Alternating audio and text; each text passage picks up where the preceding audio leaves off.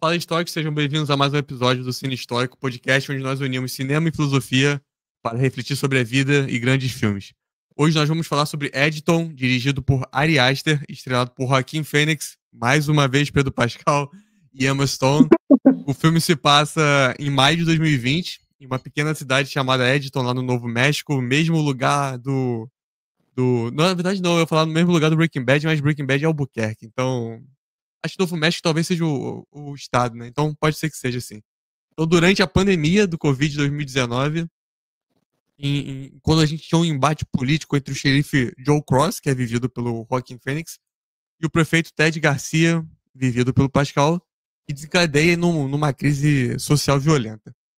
Para mim, Eddington é mais do que um faroeste moderno, e eu gosto muito desse estilo do faroeste moderno. Tem filmes favoritos aí, como A Qualquer Custo, aquele outro do Denis Villeneuve, que eu esqueci o nome agora também, que é muito bom, Sicário. Mas pra mim é uma fábula muito sobre a paranoia, sobre desinformação, poder e o quanto a fragilidade das instituições acabou expondo o lado mais sombrio da condição humana durante essa época que nós vivemos há um tempo atrás. Então, se você é novo por aqui, já se inscreve no canal, deixe seu like para fortalecer o podcast e ajudá-lo a chegar a ainda mais gente. Eu acho que mais proveitoso, antes de passar até pro Chico, do que a gente encarar esse filme como uma crítica à direita ou à esquerda, que, na minha opinião, a gente tem uma crítica no filme aos dois lados, talvez seja encarar Eddington como um lamento desesperado sobre smartphones, sobre o desarranjo social que eles acabam causando também nas pessoas. Poucos filmes mostraram tão bem o quão desencadeado e descontrolado a população fica devido ao uso constante do celular e ao tempo de tela que a gente gasta. Então, pra gente começar, fala aí, Chico, o que você achou do filme? Então, cara, no primeiro momento eu achei o filme um pouco complicado de você pegar tudo que tá acontecendo ali, porque as coisas parece que o diretor tentou falar de tudo, né, e colocar um monte de coisa ali, e tem o dia a dia das pessoas, como a dinâmica muda, né, em relação a você poder entrar ou não no supermercado, a isolamento, afastamento. A cidade parece que ela já é vazia mesmo, né? Acho que são 3 mil habitantes, se eu não me engano, lá o que eles falam. Então ela já deve ser naturalmente vazia, mas o filme faz questão de mostrar de fora, assim, como tudo tá muito parado, tudo muito deserto, e depois ele começa a colocar umas situações assim, tipo cultos e manifestações, porque o pessoal jovem aderindo e a forma como as pessoas entram em seus grupos. Eu achei que ele começou a tentar falar de muita coisa e o negócio ficou meio, alguns pontos ali, se ele não tivesse nem tocado no assunto, o filme ia acabar e a gente não ia nem perceber, aquilo não ia fazer falta, né? O pessoal da seita mesmo, se não tivesse aquele negócio lá, o filme seria a mesma coisa, mas ele meio que fala um pouco daquilo ali.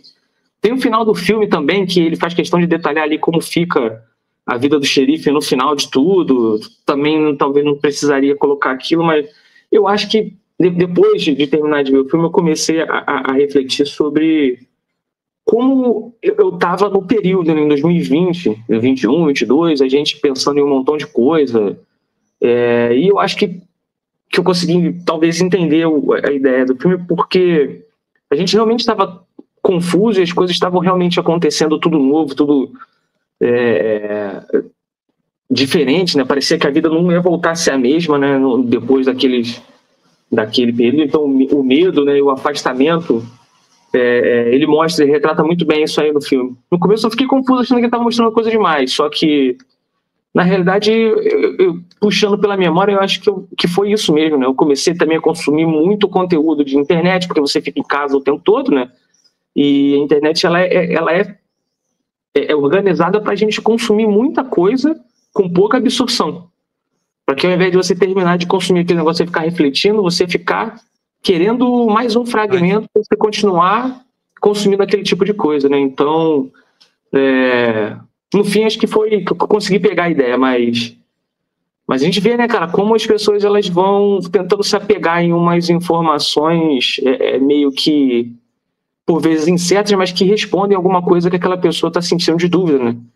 E aí a gente vê, né, a coisa perdendo a mão, né, e como a velocidade com que a internet na palma da mão ela espalha as notícias é muito rápido, né, e algumas coisas você consegue desmentir, né, e outras fica aquilo ali pro resto da vida e às vezes nem foi exatamente aquela coisa que aconteceu de fato, né. Tu tem aquela personagem lá da esposa do xerife, né, que é interpretada pela Emma Stone, que ela, assim, parece ter ali uma depressão, né, não sai de casa direito e tal, fica na cama o dia todo e fica consumindo aquelas informações ali de teoria da conspiração. Até que eu também achei um pouco igual você. No princípio eu falei, caraca, parece que ele tá jogando muita informação, mas eu acho que ele acaba fechando umas de uma maneira um pouco mais satisfatória, outras de uma maneira um pouco menos satisfatória, mas eu acho que ele fecha todos os arcos do filme. Então você, não sei se você notou, mas o xerife lá no início, ele tá assistindo um vídeo no YouTube de como convencer a parceira, na verdade, como convencer o parceiro, porque é uma mulher falando, a ter um filho. Então, assim, mostrava que ele queria ter um filho com a esposa, só que ela tava ali num estado de depressão, né? Não conseguia viver direito. Mas consumia aquelas teorias da conspiração. Então, quando o personagem do Austin Butler vai à cidade pra fazer uma palestra, ela acaba saindo ali, né? Ela vai na palestra com a mãe. A mãe até acha que é algo positivo. Pô, tô conseguindo tirar minha filha de casa. Por mais que tenha sido uma época que era melhor não sair de casa, não era melhor se aglomerar, mas a gente vê a hipocrisia de diversos lados, né? A hipocrisia do prefeito que fala que tem que usar máscara, mas quando ele tá ali no tete a tete com o assessor dele, ele tá sem máscara, né? Quando ele tá com o filho dele, também tá sem máscara. Então a gente vê a hipocrisia de diversos lados. E aí você vai ver depois, voltando lá para a questão da gravidez, que ela vai, se une ao pessoal da teoria da conspiração e engravida do cara. Isso. Então ela provavelmente não estava querendo ter um filho do xerife, mas quando ela entrou ali naquele mundo de conspiração, de achar que essa loucura toda, e a gente viveu isso, né, cara? E sim, de todos os lados, cara. A gente, por isso que eu falo, a gente acha que não tem que tomar partido aqui de lado A ou lado B, mas a gente teve hipocrisia de todos os lados. A gente teve exageros de todos os lados nessa época. Eu acho que a gente acaba consumindo um pouco. Eu acho que uma reflexão que as pessoas podem tirar aqui do nosso podcast é justamente isso, sabe? A gente começar a tentar dar um passo atrás, porque às vezes. Eu até fiz um post recentemente falando sobre isso. Que nós temos muitos vieses. E uma das coisas que eu mais tenho gostado de fazer recentemente é pegar esses meus vieses, pegar essas minhas inclinações a alguns pensamentos que eu já tenho, porque todos nós temos, e começar a questioná-los para ver se ou eu realmente acredito neles porque ele tem algum embasamento que eu racional, né, por trás, ou se eu falar assim, putz, eu acho que eu acreditava nisso aqui porque eu tava indo com uma manada, porque numa certa época da minha vida um certo grupo ali me abraçou e eu achava que aquilo ali era verdade, mas hoje refletindo melhor já não faz. E eu acho que isso acontece muito, sabe? E o filme mostra bem isso, sabe? Essas teorias da conspiração. A sogra do Joaquin Phoenix, né? Ela também acredita bastante nisso e fica falando isso até o final do filme. Eu quero saber o que tu achou mais ou menos aí, se você também acabou consumindo algum tipo de conteúdo durante a pandemia que você hoje já olha e fala, pô, acho que eu não deveria ter visto isso aqui, ou se eu vi, hoje eu já não acredito mais. Durante a pandemia, não, durante a vida toda, né, Vitor? É justo, justo. Talvez eu tenha começado a fazer isso até um pouco antes de você, né? Acho que é até meio que natural da forma como eu leio, organizo minhas leituras, meus aprendizados, é sempre pegar os contrapontos, né? Eu sempre estou procurando o maior. Quando eu termino o livro, eu gosto muito, eu procuro o pensamento que é o maior opositor daquilo ali e leio aquilo também para tentar ver. E você tocou ali num assunto assim em relação à hipocrisia das pessoas que fazem algo ali, mas depois eles vão contra aquela ideia, né? Porque dá a entender que o personagem do Pedro Pascal ele é um cara mais progressista, né? Mas ao mesmo tempo ele quer trazer um data center para a cidade. E o data center, ele vai contra, teoricamente, o que ele está planejando fazer, que é cuidar da cidade, cuidar do meio ambiente, cuidar dessas questões mais ambientais, porque o data center ia consumir muito da cidade ali, né? E a cidade já é pequena. Recursos naturais, né? Exatamente, né? Então, a mesma coisa que a gente está aqui preocupado com questão ambiental no Brasil e trazer data center para cá. E você está dentro de uma mesma orientação.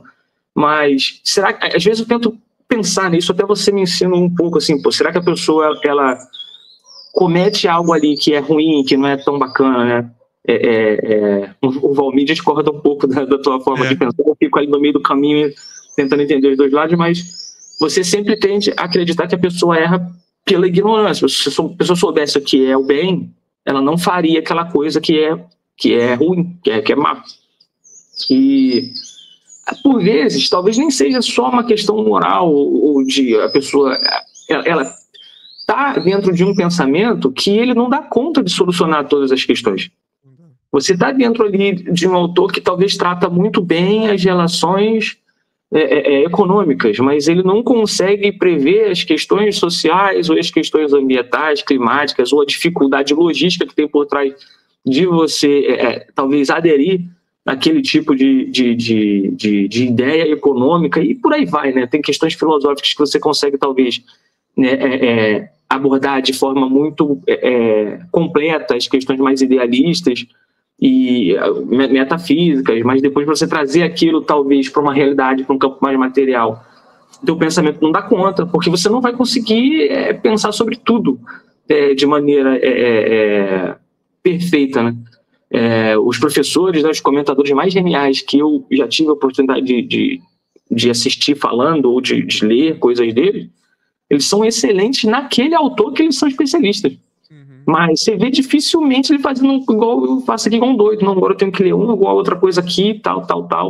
Então, é natural que talvez as pessoas gritem por uma coisa que eles acreditam.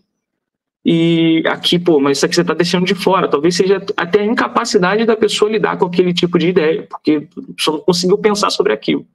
Né? E falando nessa situação, questão do grupo, tem um livro que eu gostei muito, que eu li, acho que foi no começo do ano passado, que o nome do livro é O Grupo e o Mal. É o livro do Contardo Caligari, se eu não me engano, foi a tese dele de doutorado, alguma coisa assim, um curso que ele completou, ele fez isso, não sei se foi escreveu lá na França ou em algum lugar que ele estudou. E esse livro foi traduzido, né? E ele passa ali por vários momentos em que os grupos ficaram muito grandes e eles meio que potencializam aspectos das pessoas que talvez não apareceriam se aquela pessoa estivesse sozinha. Aí ele cita o caso do pessoal que colocou fogo no índio, que estava vivo. Ele duvida que eram todos meninos de classe média alta, né? Ele duvida que um daqueles meninos sozinho faria aquilo. Aí ele dá o exemplo das torcidas de futebol. Dificilmente você vai descobrir que a pessoa torce por um time que não é o seu, você vai querer bater nele. Mas se você tiver com 2 grupos de torcida, volta e meia tem briga. E aí ele cita a questão lá do julgamento do Eichmann, o livro da Hannah Arendt falando sobre disso. E ele fala que quando você está em grupo, a tendência é potencializar coisas ruins que estão em você, que você falar sozinho você teria vergonha, mas se você falar e alguém te der coro, você passa a ter força para falar sobre aquilo ali, né? E o filme mostra também voltando à questão ali do personagem do Pedro Pascal, o próprio xerife também, né? Ele é um cara que ele tá falando que ele quer ter liberdade o tempo todo, mas ele usa da máquina estatal para ter voz e meio que, assim, tirar a liberdade das pessoas. Ele tirou até a liberdade do cara que não tinha nada a ver. Ele prendeu uma pessoa, ele sabia que foi ele que matou lá o Pedro Pascal e botou uma pessoa na cadeia, ou seja, pela nossa liberdade eu vou prender uma pessoa que não fez nada. Tem hipocrisia de todos os lados, né? Exatamente, o cara estava perdido ali tentando fazer a vida dele, e isso ele achava que ele estava agindo de forma livre, né, e pensada, mas ele estava sendo manipulado pelo outro policial, que estava querendo que ele fosse prefeito para a vaga do xerife ficar livre, e ele não ter um colega policial para competir na vaga de xerife com ele, né? Então, e aí a gente vê que quando no momento onde o o xerife tenta assassinar assassina, né, o prefeito, as munições elas ficam do lado da outra cidade. E aí começa a vir um policial da outra cidade. Aquele cara que está do outro lado, ele já tem esse pensamento de fora. Ele já não está... nativo americano. Exatamente. Ele não está inclinado a aceitar o que o xerife está falando, porque ele está na posição de poder ali, de xerife. E aí acaba que ele também é tirado de cena, de certa forma, né? E no fim, uma outra coisa que eu fiquei pensando é que como a vida da gente ela sai do controle quando a gente está com muita pressa de atingir um determinado objetivo. A possibilidade de você ir totalmente no lado oposto desse objetivo é muito grande. Porque no final, cara, tudo que o xerife queria aconteceu o contrário. Ele queria ter um filho e ele vê a mulher dele tendo um filho com um outro cara. Ele queria ter liberdade e no final ele fica preso. Ele não consegue andar, ele não se movimenta. Ele fica sendo cuidado pela mãe da ex-esposa dele, que foi essa mulher que levou a filha lá para conhecer o cara.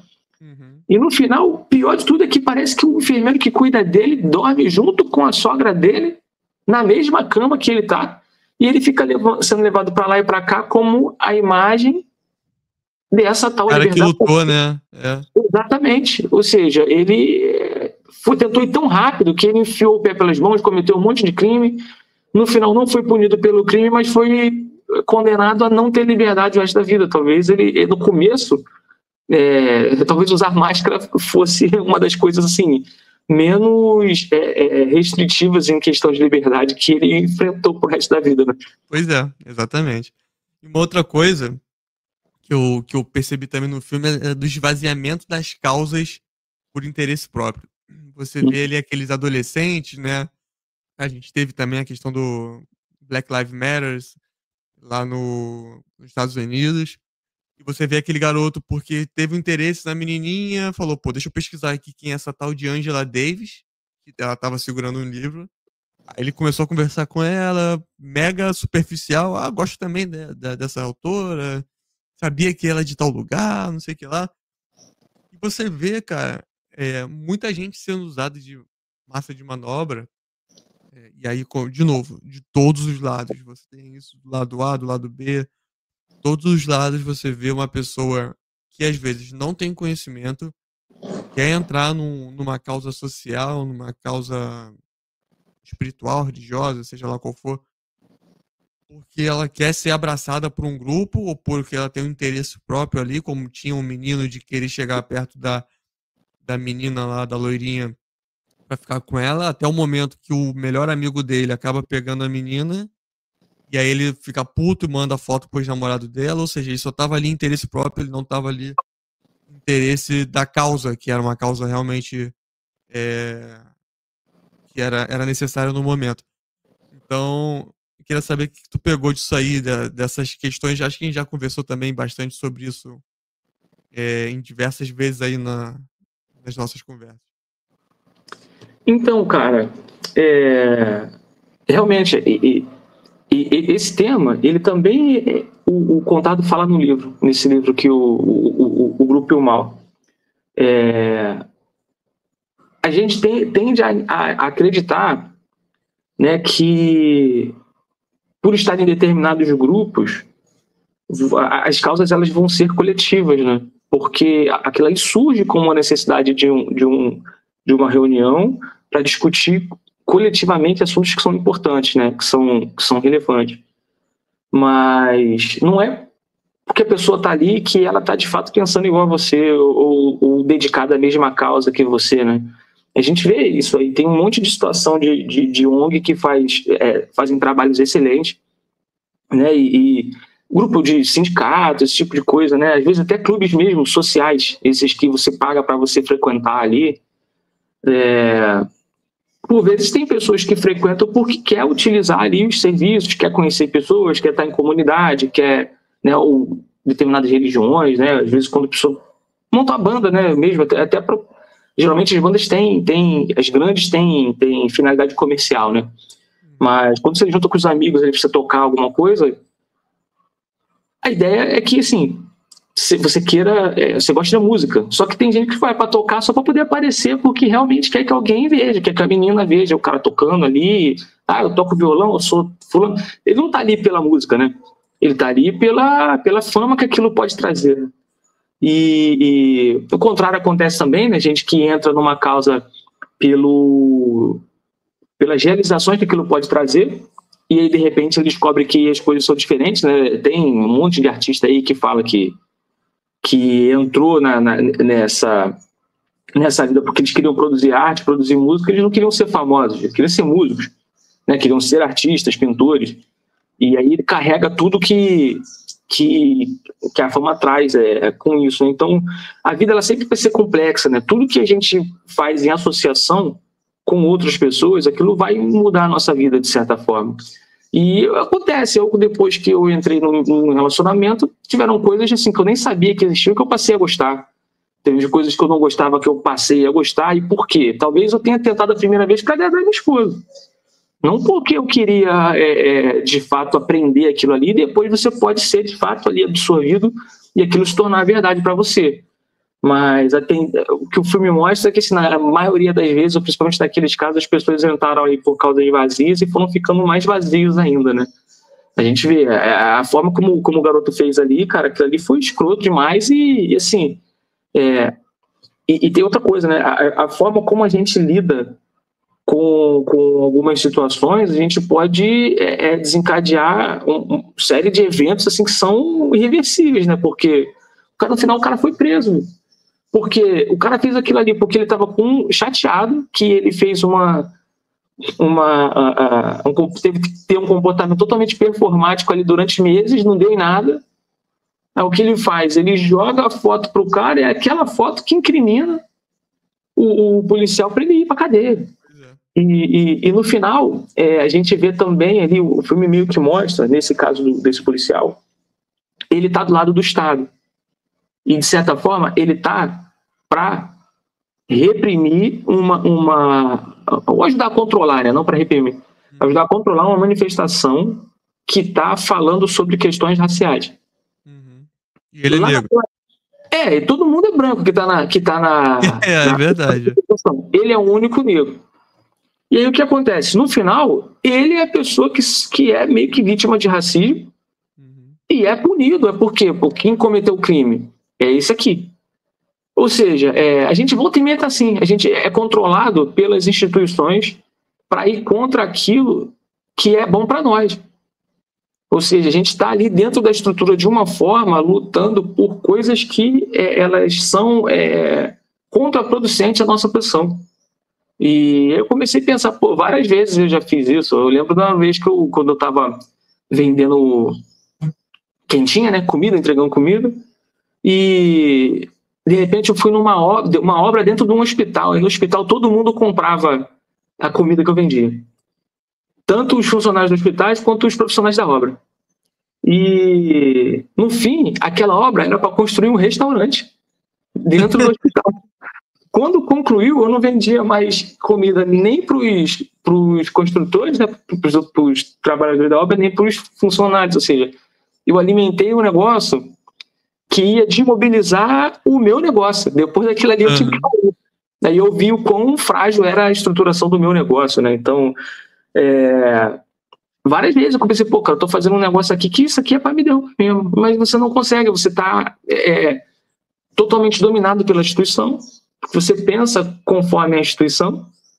E isso não são nem só instituições, como eu digo, estatais, né, governamentais, instituições privadas nas quais a gente trabalha. Realmente, a gente acaba entrando naquela coisa da cultura e comprando aquilo como se aquilo fosse a nossa vida. E eu conheço pessoas que se esvaziam de uma forma em que a pessoa passa a ser o trabalho dela. A gente falou sobre isso no livro que você indicou, ainda não comecei a ler, mas a pessoa... Vestígios do dia. Isso aí. E assim, a gente fica nisso, né? A gente trabalha contra o nosso próprio ideal. A gente dá apoio àquilo que está tentando destruir a gente, de certa forma. Então, eu falei, né, o filme tem muita coisa ali, fica difícil de você pegar de uma vez só. Talvez seja até um filme que vale a pena assistir mais algumas vezes Com certeza. para tentar entender outros aspectos, né? Mas eu acho que o que ele tentou fazer, ele conseguiu, que foi implantar na cabeça da gente a paranoia coletiva, né? Porque a gente vê que geralmente as paranoias são coisas muito particulares, né? Individuais. Você tá paranoico com determinada coisa, né? Sei lá, a pessoa tem medo de cachorro. Então aquela pessoa tá achando que o cachorro tá olhando para ela o tempo todo, ou aquela pessoa acha que um colega lá do trabalho fica olhando para ela o tempo todo e comentando e rindo. É uma coisa individual. No período do Covid, a gente começou a ter umas paranoias coletivas, né? E aquilo ali, naquela paranoia que você tinha, não demorava muito tempo, ela estava contaminando quem estava em volta, daqui a pouco estava todo mundo dentro daquele transe. Então, ele afastou a gente de corpo presente, mas ele uniu nossas fragilidades, nossos medos, nossas caraminholas na cabeça, e a gente começou a conspirar, todo mundo, ou para um lado ou para o outro. A gente vê o personagem do xerife, ele é meio estereotipado, mas a gente conheceu gente assim, cara. A gente trabalhou com gente assim ali diretamente,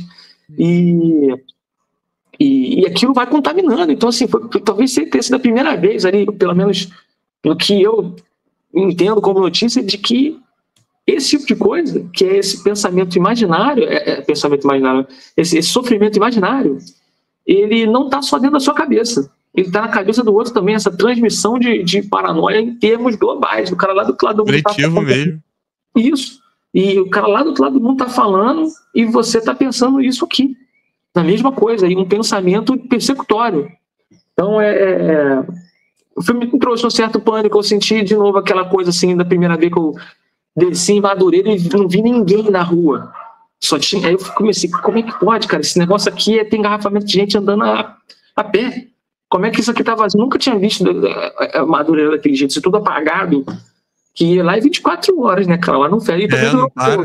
E lá durou pouco, né? Na outra semana já, o pessoal não tava mais ligando pra nada disso, tava na rua. Mas eu senti, de certa forma, aquele gelo na barriga, assim, igual quando chegaram pra gente e falaram assim, ó, amanhã vocês vão pra casa, hein? Vocês vão trabalhar de casa. Eu pensei, ih, rapaz, é que o negócio... Leva o notebook, Porque pro pessoal botar a gente em casa e não mandar a gente vir, é porque o negócio tá sério. E pensar, pô, o que será que vai acontecer? Será que vai morrer alguém que eu conheço? A gente não sabia como lidar com esse negócio, né, cara? A última vez que tinha acontecido algo parecido, ninguém anos atrás. Não tinha ninguém vivo hoje. Então o filme serviu, de certa forma, para fazer refletir um pouco. E hoje, ao contrário do que eu pensava na época, né? A minha paranoia era que a vida nunca mais ia ser igual o que era normal que eles falavam, né? Isso aí. Realmente, algumas coisas mudaram, né? E não voltaram a ser, mas que garante que coisas também não mudariam e caso não tivesse ocorrido aquilo ali, né? Então as coisas mudam, coisas desaparecem, coisas retornam, né? Mas o que aconteceu ali foram situações ali que, de certa forma, aceleraram o desaparecimento de algumas coisas, aceleraram o aparecimento de outras, mas quando olhar lá para frente vai ser mais um período, mais uma grande dificuldade que a humanidade enfrentou, né?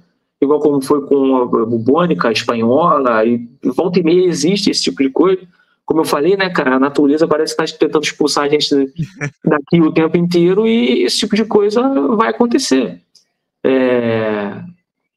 Mas foi interessante, uma experiência interessante aí. Eu nunca tinha visto filme com esse tipo de temática. Geralmente eu vejo filme mais velho, um filme meio doidão, meio fora da caixinha. Você volta e meia traz uns filmes assim, mais dentro da realidade.